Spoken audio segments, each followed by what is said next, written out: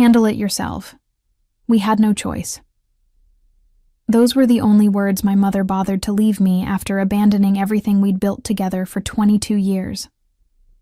I stood there on the cracked driveway in Sacramento, California, staring at cardboard boxes that contained my entire life, watching strangers peer through what used to be my bedroom window. My name is Danielle Price, and I'm 22 years old. I just finished my third year at Northwestern University, studying cybersecurity with dreams of landing a position at one of the major tech firms in Silicon Valley.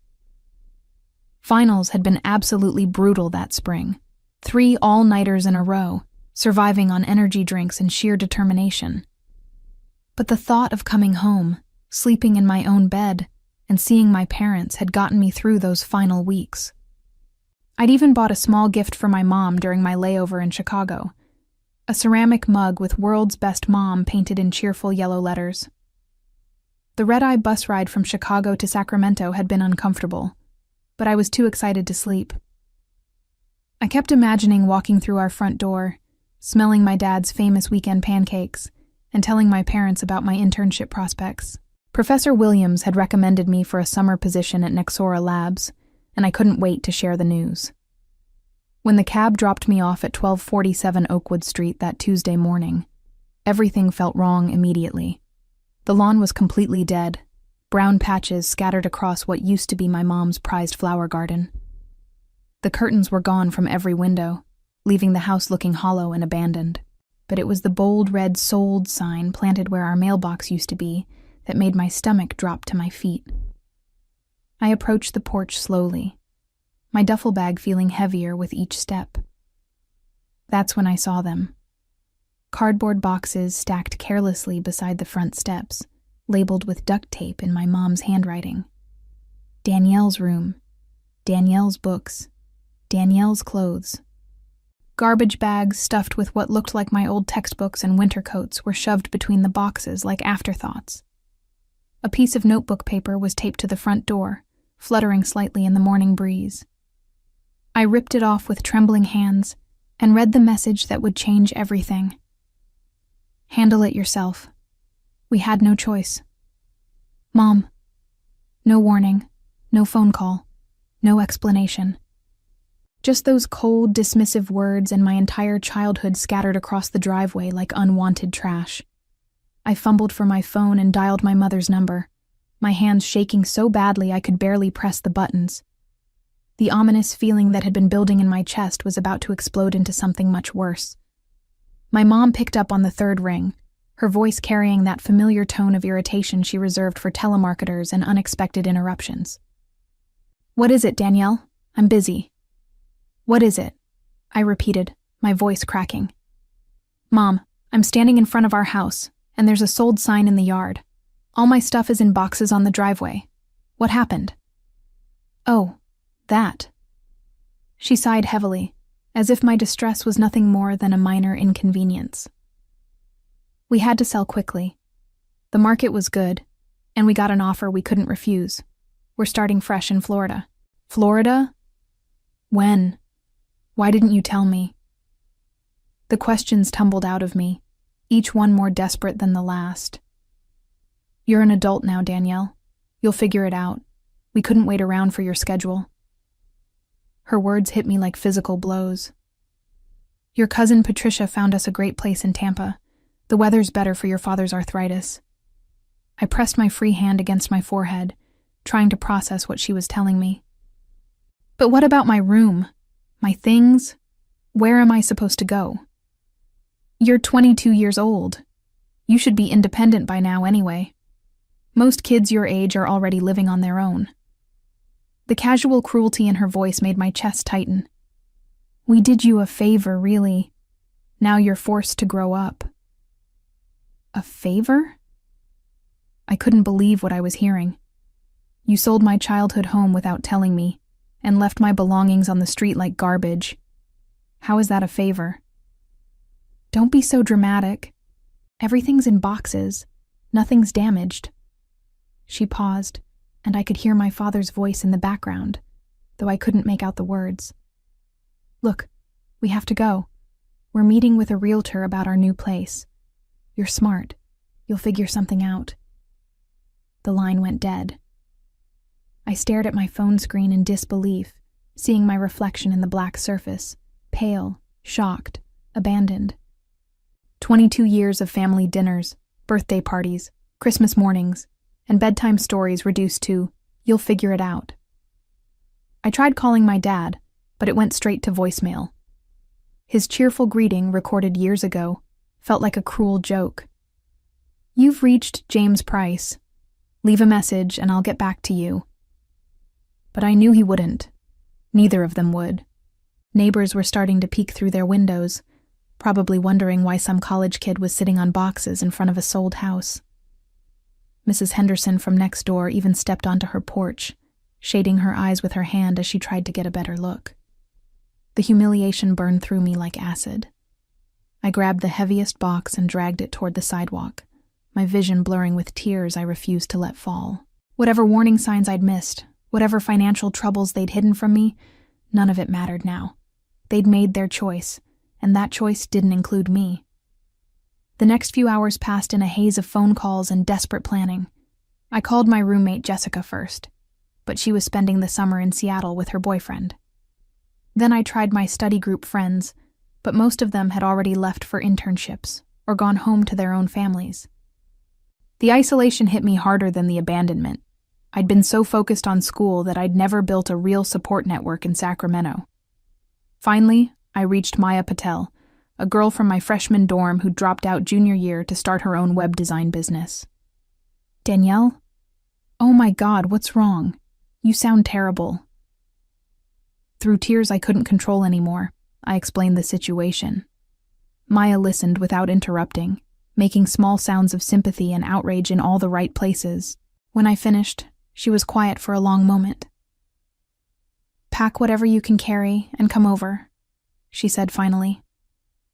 "I have a couch, and my roommate's out of town for 2 weeks. We'll figure out the rest later." That simple act of kindness broke something open in my chest. I'd been holding myself together through sheer stubbornness. But Maya's offer reminded me that not everyone would abandon me when things got difficult. I spent the rest of the afternoon sorting through my scattered life, deciding what I could carry and what I'd have to leave behind. Photo albums from elementary school, yearbooks I'd never looked at, stuffed animals that seemed ridiculous now. They all went into the leave behind pile.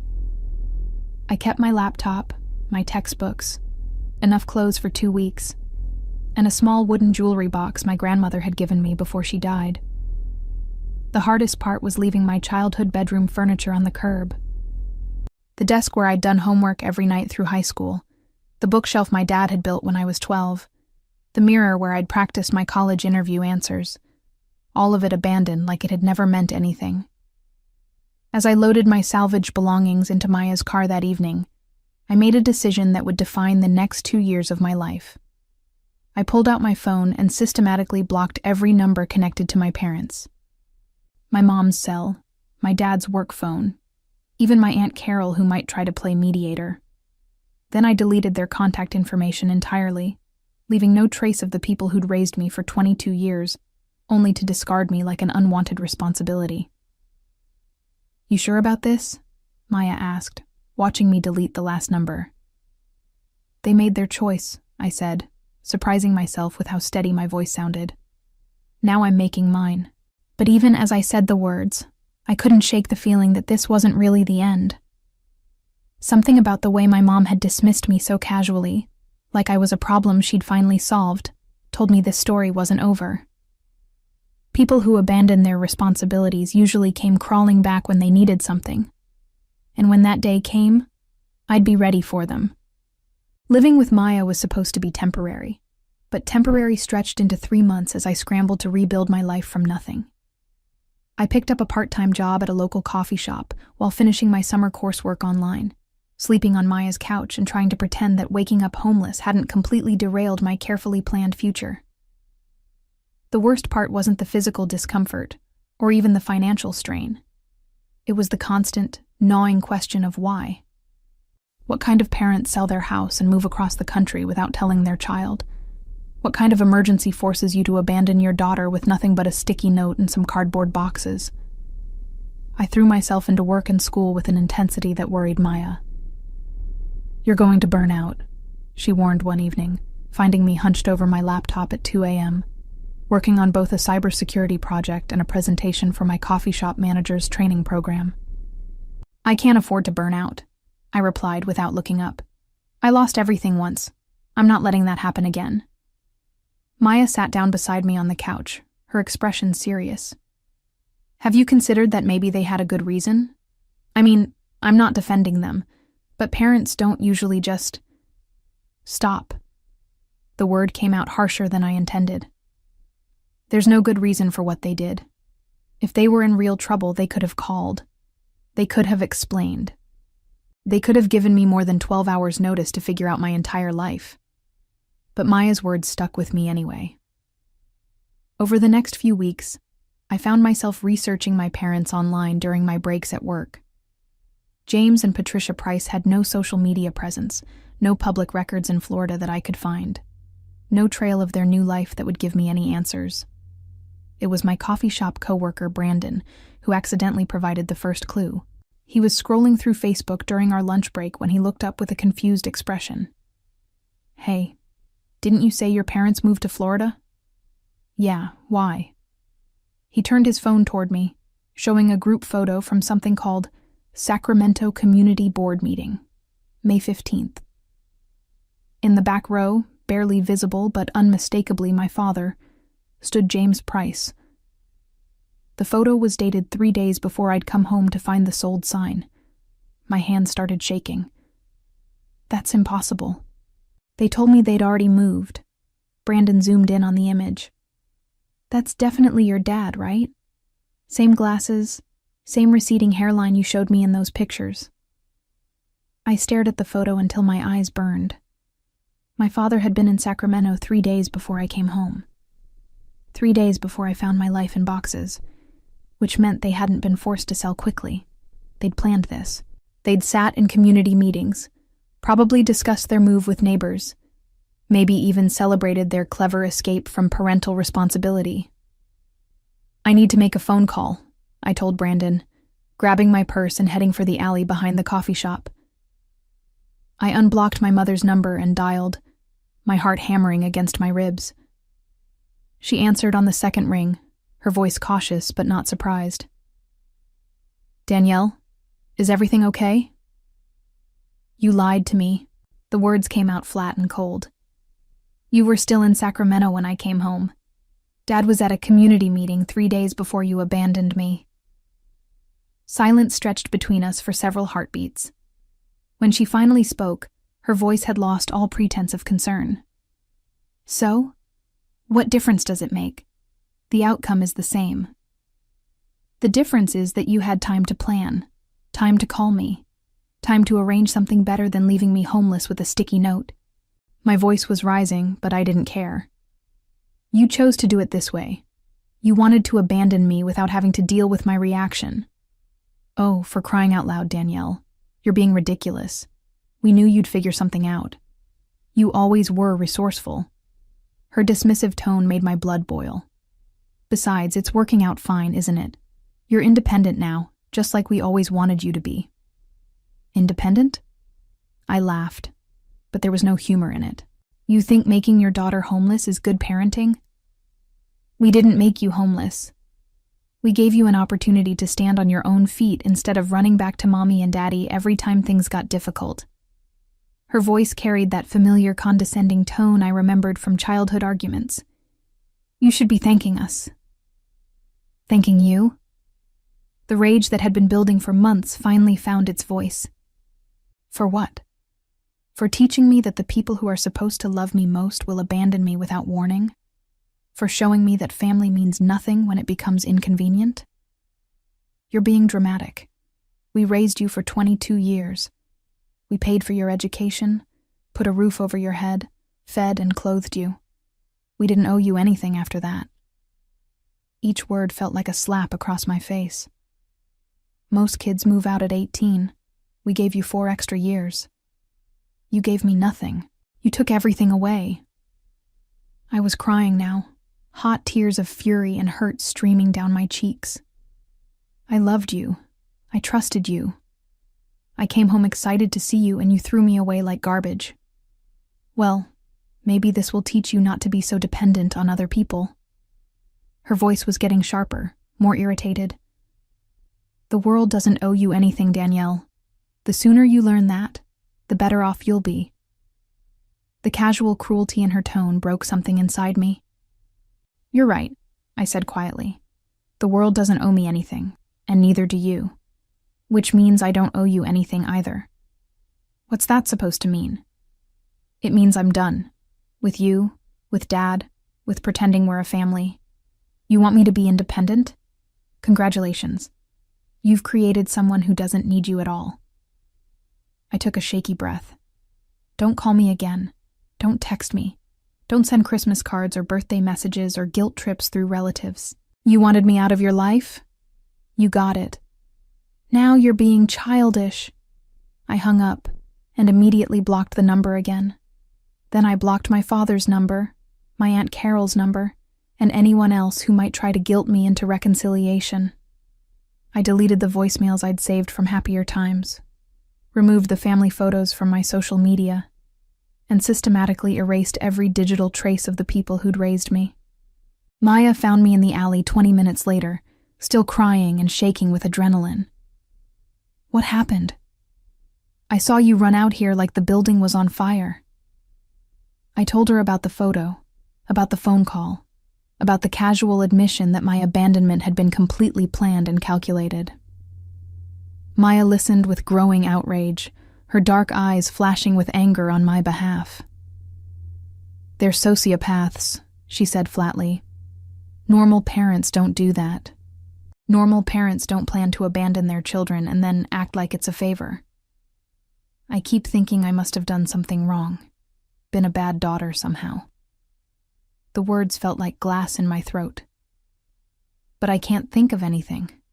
I got good grades, I stayed out of trouble, I called them every week from school. I love them. And that's exactly why this isn't your fault." Maya pulled me into a fierce hug. "You were a good daughter to bad parents. Some people just shouldn't have kids." As we walked back into the coffee shop, I felt something shifting inside me. The part of me that had been hoping for reconciliation, the part that had been making excuses for their behavior, finally died. They'd shown me exactly who they were, and I was finally ready to believe them. The revelation about my parents' calculated abandonment sparked something dangerous in me. A cold, focused determination that surprised even Maya. Instead of wallowing in self-pity, I channeled my rage into action. I applied for every scholarship, grant, and work-study program I could find. I took on extra shifts at the coffee shop and started freelancing cybersecurity consultations for small businesses. By August, I'd saved enough money to get my own studio apartment near campus. It was tiny, barely larger than a walk-in closet, but it was mine. No one could sell it out from under me or leave me with nothing but a sticky note goodbye. Maya helped me move my few belongings, still mostly the same items I'd salvaged from those cardboard boxes months earlier. "You sure you don't want to wait and find something bigger?" she asked, eyeing the cramped space dubiously. "This is perfect," I said, setting my laptop on the second-hand desk I'd bought for $50. "It's exactly what I need." What I needed was complete self-sufficiency. I threw myself back into my studies with renewed focus, attacking my cybersecurity coursework like my life depended on it. Because in a way, it did. Every skill I learned, every certification I earned, every professional connection I made was another layer of armor against ever being vulnerable again. Professor Williams noticed the change in my work immediately. "Danielle, your latest project on network penetration testing is graduate-level work," he said after class one day. "Have you considered accelerating your degree timeline?" I had been considering it, actually.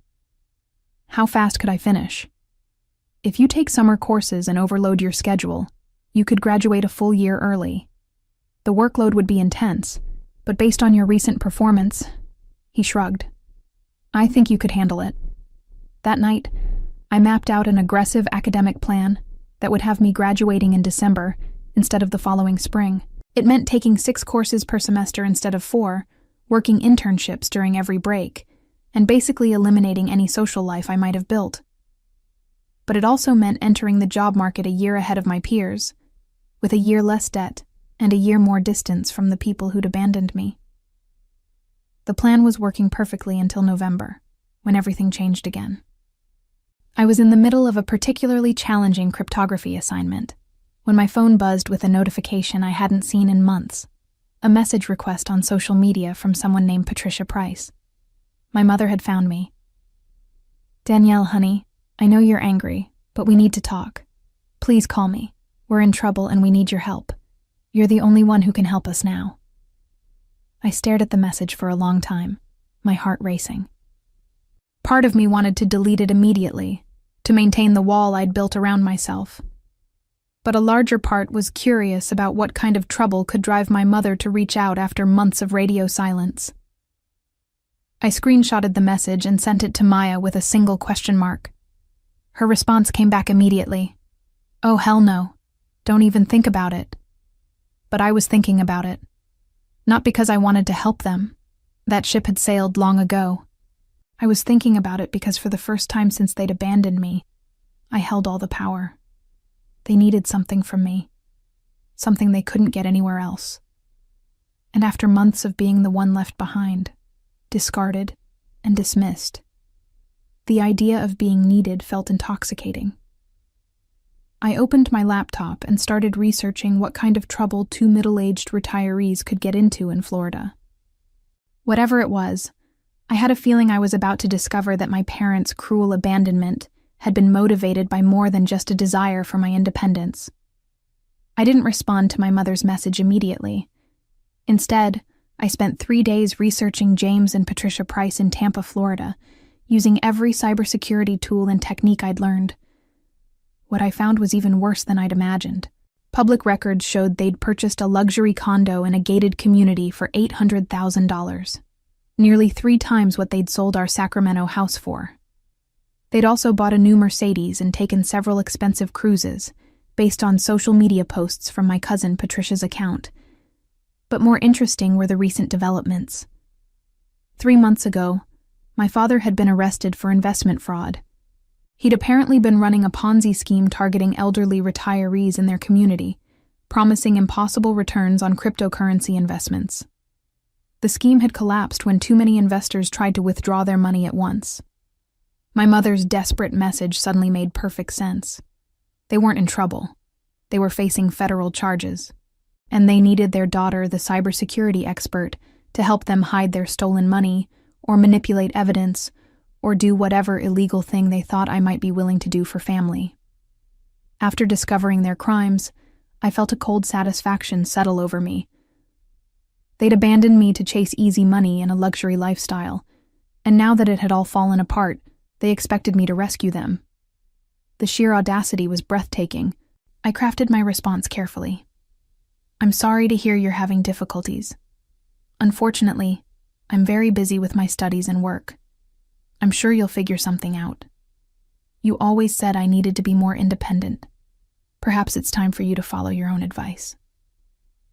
I hit send and immediately blocked her on that platform too. Within hours, I received friend requests from my father, my Aunt Carol, and 2 people I didn't recognize who were probably family friends recruited to reach me. I blocked them all without opening their messages. The next week brought a flood of attempts at contact, unknown phone numbers calling my work, emails to my university account, even a certified letter forwarded from my old address. I ignored everything, focusing instead on my final projects and job applications. Maya watched my systematic rejection of their pleas with something approaching awe.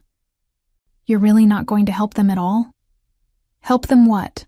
Hide stolen money? Obstruct justice?" I shrugged. "They taught me that family doesn't owe each other anything.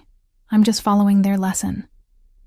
The breaking point came in December, just weeks before my early graduation. I was walking across campus after my last final exam when a woman approached me near the library. She was middle-aged, professionally dressed, and carried herself with the confidence of someone accustomed to getting answers. "Danielle Price. I'm Agent Sandra Martinez with the FBI. I'd like to speak with you about your parents." My blood ran cold, but I forced my voice to stay steady. "I don't have parents." Agent Martinez raised an eyebrow. "I understand you've been estranged, but I have records showing James and Patricia Price claimed you as a dependent on their tax returns through last year. They've also listed you as their emergency contact on several financial documents." "That's news to me," I said honestly. "I haven't spoken to them since last summer.